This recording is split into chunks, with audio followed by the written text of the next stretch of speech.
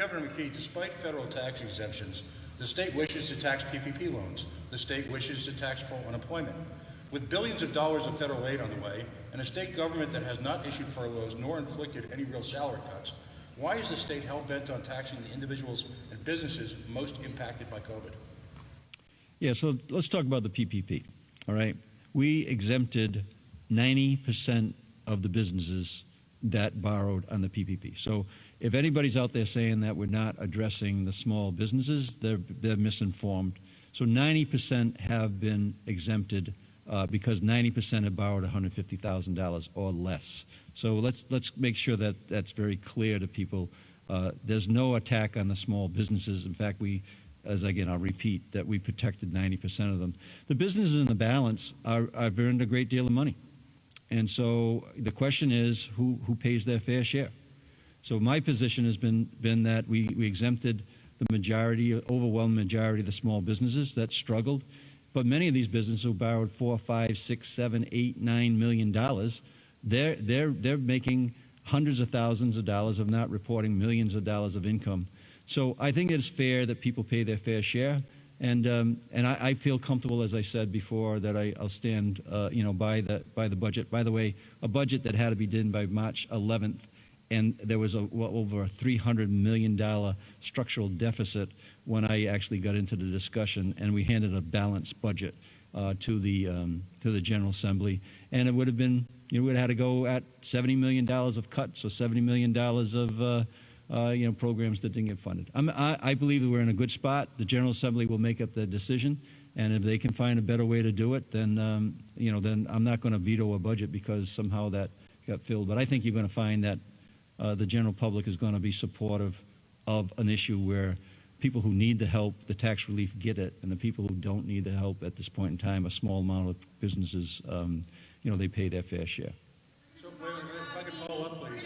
The decision to tax full unemployment, are you arguing that Rhode Islanders are in a position to be taxed on unemployment when virtually the rest of the nation is following the federal exemption?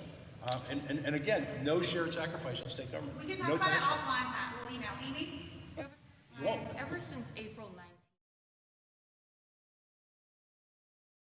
19th. Governor McKee, two things. Number one, under the proposed MACT legislation, is that going to effectively limit the amount of hours that someone can work depending on their level of compensation? In a sense, creating a situation where you're going to have a balkanized work week, leading to all sorts of training issues and scheduling issues. And also, I wonder if you could follow up on the notion that Rhode Islanders' personal unemployment insurance should be taxed in its totality. So first, we've worked with the restaurants and other people who need employees, and they are supporting the legislation I believe you're referring to. So they'll manage it. And then, second of all, remember on the unemployment issue, when I had the deadline of March 11th to put the budget in, the federal guidelines were we didn't even know that there was federal dollars coming in. And right now, we're still looking at what you can use those federal dollars for. It is not clear that you can use those to cover any lost revenue that you would be anticipating. That could become clearer. So it becomes an issue with what you're talking about in terms of the PPP for the 10% of people who made some money wanting to get relief. And in addition to that, on the unemployment, it's about $100 million that the General Assembly would have to figure out how they're going to balance the budget. In fact, they do either one of those.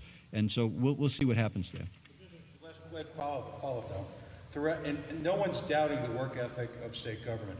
But at the same time, throughout this entire process, there has been virtually no shared financial sacrifice by folks in state government. I would question, have we done this before, whether anyone at this table has had to take a salary cut. At the same time, you're looking to tax, again, on a federal level, tax-free unemployment compensation to the Rhode Islanders who have suffered the most. At the time we put the budget in, we'll get through this, that was not an option that you could consider at $100 million. We had to balance a budget.